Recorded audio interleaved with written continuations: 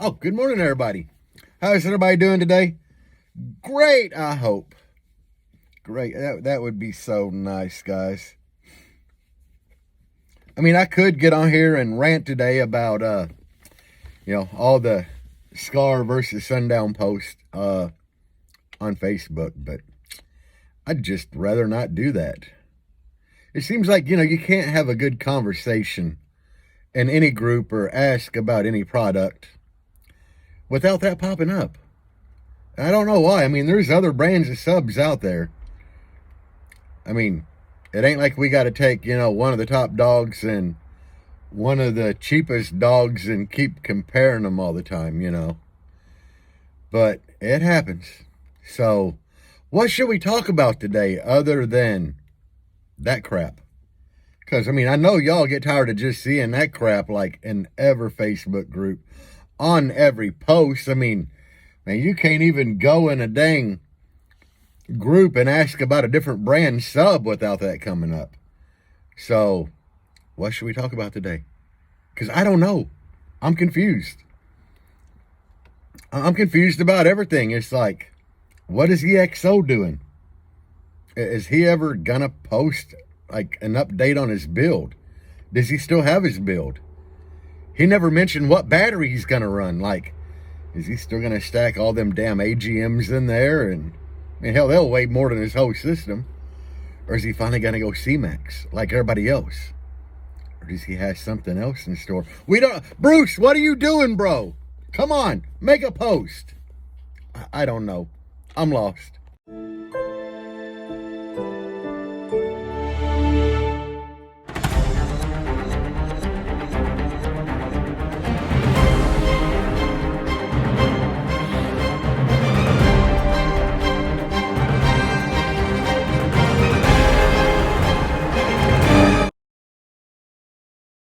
Okay, so I think that just brought up a very good point. Wondering what Brucey or EXO, what he's gonna run as far as battery power, because I get so many questions regarding the lithium and battery and can I run this on this, and somehow I don't know. God, there's so many factors there. Like, you can tell me you have a 320 amp alternator, but what brand is it? Is it a Singer? A brand X? An eBay special? Like, did you get it on eBay? Because that's going to make a difference. What kind of wiring do you have? How much? Are you running a piece of 4 gauge from front to back, or are you running some 2-aught? I don't know. But what I do know is that all lithium isn't created equal. I mean, they said that the old Protos, they were like the best.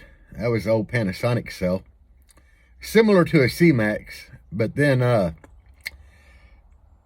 Cmax is made by Panasonic also, so they're both made by Panasonic. They look similar. From everything I've seen, they pretty much are identical and equal in most ways. I don't know. You might get a little more out of that Proto, but it is what it is. Cmax seems to be doing really great for myself and a lot of people. But then you have like the old MinLongus. They take up a bit of space for what they are, but I had a 40 amp hour MinLongus in the wife's car, and I was running an MD8K off of it all day. I mean, it did a lot better when I put in the old 45 amp hour Cmax, but them MinLongus did good for what they was. I was really impressed with them. I just think I got a bad cell in that bank now, and I ain't touched it in months. But, then we jump into like stuff like headways. They're not great. They're not bad. I mean, if you're on a budget, that headway's, it's nice because you get a 40 amp hour bank of that headway, and you're doing better than you would do on like 3 AGM batteries. So that does change things. So there's just so much lithium out there. I started out with them old pouches that look like tuna pouches. They had positive on one end, negative on the other. You only needed a 4S. They were that SHIMP lipo or whatever. And hell, they did really good. C rating wasn't the best. It wasn't terrible. They're hard to build with. They were very, you can still buy them. It's just, they made it a little easier now. They got like this little cage that they go into. It's like a plastic cage with nuts on each end. Probably make life a lot better for building. I had to use the old threaded rod washer and bolt or nuts, but I did build some banks out of it, and they did pretty good. Took forever to charge back up though.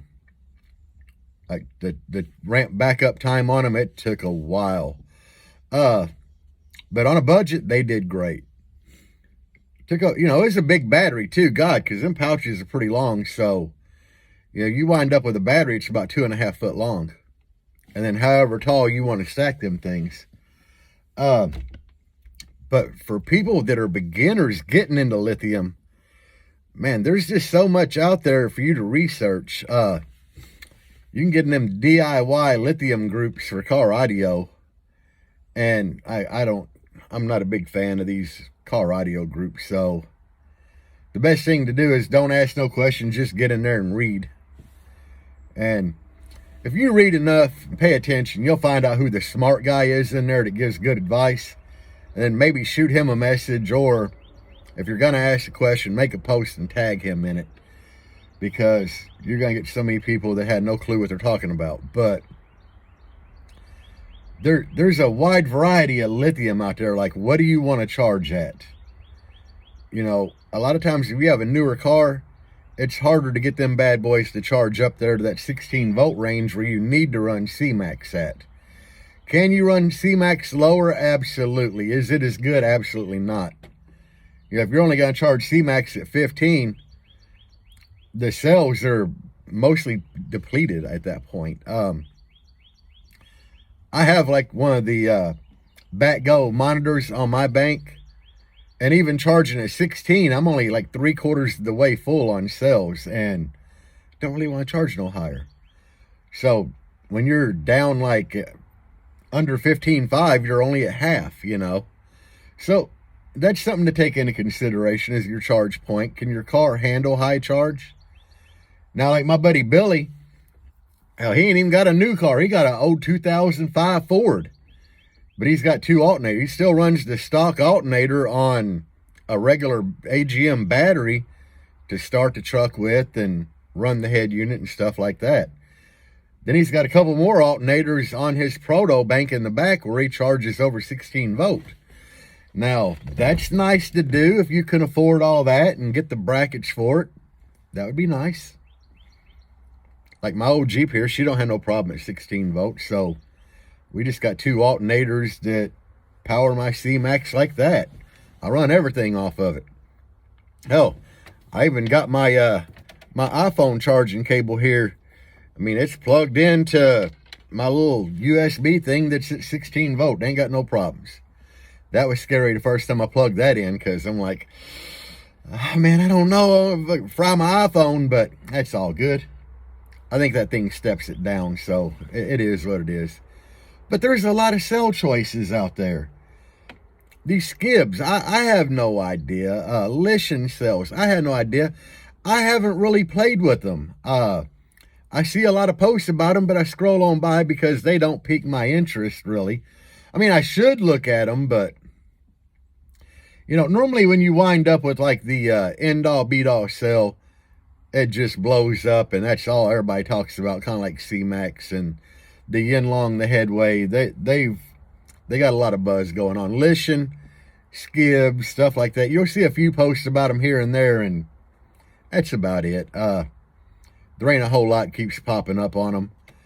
But, I mean, they're out there, and apparently they're pretty decent, so it'd probably be worth looking into. It's just I haven't, because I'm a budget guy. It's like when I bought that Headway Super Beast to make 2 banks out of, one for the wife's car, one for my black Jeep. They say you can run the Headway with the AGM battery. I haven't yet. I'm thinking about hooking the battery's still in my black Jeep. I just unhooked, one of the terminals off of it. But I might hook it up and see how it does. I just need to put a bigger alternator in there first. like my wife's Ford Edge, that thing actually, it's got a decent size alternator on it from the factory because everything in the car is power. But I noticed it with it, you could be driving along and the voltage would drop all the way down to like 13.8. You know, that's when I had that thing charging over, well, it charges like 15.5. But it would just drop down, and I had to turn the, shut the car off, like pull over somewhere, shut it off, start it back up, and it would pretty quickly ramp back up to 15.5. Well, come to find out, it's got this smart charge system on it, and Lithium will kind of mess that up. It makes it read high, like really high, because Lithium don't quit putting power out until it's pretty much dead, you know. So the smart charge, to trick it, I found out we could turn the AC on or the headlights or whatever, and that'll like energize the alternator to kick back in. So there's things you got to consider when you get into lithium on your car. I urge everybody just do a lot of research on different cell technology. C ratings are really important, and there is a big difference because Cmax, it has in it a very, very, I think it's like a 30C, which is high. It is great. That means it will like give power and take power in very quickly and efficiently, which means it don't mind your amplifiers pulling all that power out of it. And it does it very well. It gives it up very well. But it also affects the charge rate. You know, like when I had them pouch cells, the first lithium battery I built, it took a while for those to get charged back up. I'd have to sit there and let the Jeep run for like 20 minutes after giving a few demos to get my voltage back up. The Cmax, it don't drop near as bad with all that, the amplifier pull on it. And hell, if it drops down to 15.5, I can turn the radio down, rev up to like 2 grand, and just watch the voltmeter go back up to 16 really quickly. So all this makes a big difference in choosing the right cell. The headways, they don't charge as quick as like the MinLongus did. The MinLongus doesn't do quite as quickly as the Cmax. MinLongus are good cells though. I mean, they're expensive for what you get, but they are decent cells. I will give them that. For a big ass 40 amp hour cell, normally everybody says the smaller the cell, the better, the higher C rating, so on and so forth. I was really impressed with the MinLongus because I had 40 amp hour cells, only one bank of them, which means just 6 40 amp hour cells wired 6S, and they did great. I mean, they charged really pretty quickly. They gave up the power though. Like I ran an 8K on them all day long. No worries, none whatsoever. What was the thing clamping? Hell, I don't know. I never clamped it, which would probably be important to know, but it is what it is. But yeah, guys, look at different cell technology, different battery technology. I know it's going to be more beneficial for some of you guys, you know, with a 1200 watt amp or 1800 watt amp, even a 2000 watt amp, you know, for that and like some mids and highs amps, you'll be able to get away with 1 or 2 AGMs in the back, one under the hood. And hell, if you get a good 320 amp alternator, you could have your underhood battery, a AGM in the back, and do fine. But if you're planning on running like a good 3K that's going to do rated or more, 5K, 8K, then you're really going to benefit from adding like a little lithium bank in the back. But like I just kind of discussed, there are so many different cell types for you to get into. And I don't understand them all. That's not me, you know. Like I said, I've researched a few here and there that I want to test out. Even when you come down to Cmax, there's different kinds. What I have are the small Cmax cells, the 5.5 amp hour. I love them, but they make that same cell fatter, and it is a 26 amp hour. A lot of people say 24. In reality, it's a 26.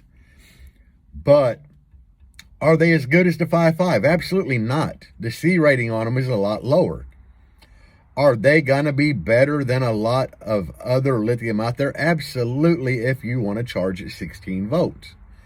You know, right now, battery hookups got them big Cmax cells, a whole sleeve of them for $300. I have no doubt in my mind that you could run 8-10K off of that once you build it into a battery bank. Just because that's how Cmax is. It might take a little bit longer to charge up from your alternators, but anybody's going to run that kind of power, they got 1 or 2 high output alternators anyway. So that's something to consider, guys. The Super Beast modules, the last time I looked, those and the big, the fat cell Cmax were both on battery hookup, and they were priced exactly the same. $299 for a bank of the Cmax, $299 for that Super Beast module. One stock charge voltage, one needs 16 volts. So if you're interested, guys, go check them out before they're sold out. I hope this video helps somebody understand something. Man, if y'all know EX, try to tag him down in the comments so we can find out what he's going to do for power. Because I'd like to know, guys. I mean, ain't you been curious? Like, he just kind of fell off the face of the earth, man. I know he bought a house and everything, which is nice, but give us some updates, Bruce. We're worried. We're worried about you, bro. All right, everybody. Peace out, guys. Have a good day, and as always, bass on.